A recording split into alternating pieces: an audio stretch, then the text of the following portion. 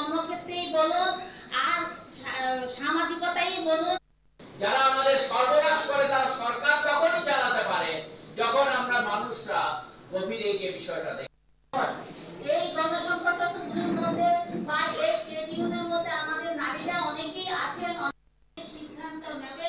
আমরা সেই সিদ্ধান্তগুলি মানুষের কাছে যেমন প্রচার করব, আবার এই কর্মসূচিকে আমাদের দেশের খ্যাত মজুর, আমাদের দেশের কৃষক, আমাদের দেশের ছাত্র যুবরা, আমাদের দেশে তফসিলি উপজাতি, তফসিলি জাতি, অনগ্রসর সম্প্রদায়ের মানুষরা, সংখ্যালঘু অংশের মানুষরা তারা কিভাবে ক্ষতিগ্রস্ত হচ্ছে এই 11 বছরে মোদির শাসনে, সেটা সবাই গভীরে গিয়ে দেখার চেষ্টা করেন না, ভাবেন না। আর তার জন্য অনেকেই না বুঝে 2000 টাকা, 4000 টাকা বা 6000 টাকা কৃষক সম্মান নিধির মধ্য দিয়ে পেলেন আমাদের একজন কৃষক ভাই। তিনি মোদির মিছিলে চলে যাচ্ছেন, বিজেপির মিছিলে চলে যাচ্ছেন, কিন্তু তিনি ভাবছেন না আমি কৃষক সম্মান নিধির মধ্য দিয়ে 6000 টাকা হয়তো পাচ্ছি কেন্দ্রীয় সরকারের কাছ থেকে, কিন্তু আমার ফসলের দাম আমি ঠিকভাবে পাচ্ছি না বাজারে নিয়ে গেলে পর।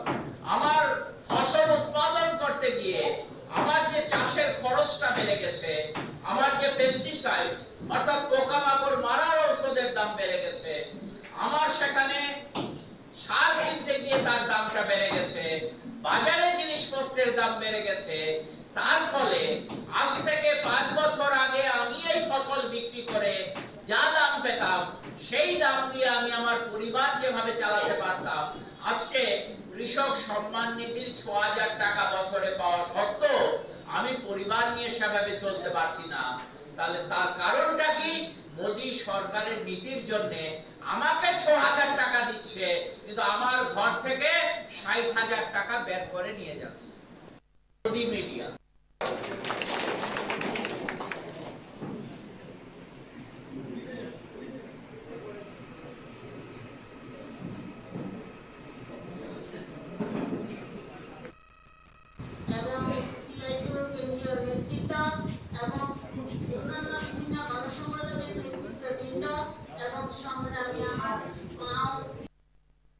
এই যে প্রত্যেকটা গণসংগঠনের মধ্যে নারীরা যেভাবে কাজ করছে বা নারীরা সেখানে কর্মক্ষেত্রেই বলুন আর সামাজিকতাই বলুন, ভীষণভাবে আজকে তারা যারা আমাদের সর্বনাশ করে তারা সরকার তখনই চালাতে পারে যখন আমরা মানুষরা গভীরে গিয়ে বিষয়টা দেখি। এই গণসংগঠনগুলোর মধ্যে বা এই ট্রেড ইউনিয়নের মধ্যে আমাদের নারীরা অনেকেই আছেন, সিদ্ধান্ত নেবে। আমরা সেই সিদ্ধান্তগুলি মানুষের কাছে যেমন প্রচার করব, আবার এই কর্মসূচিকে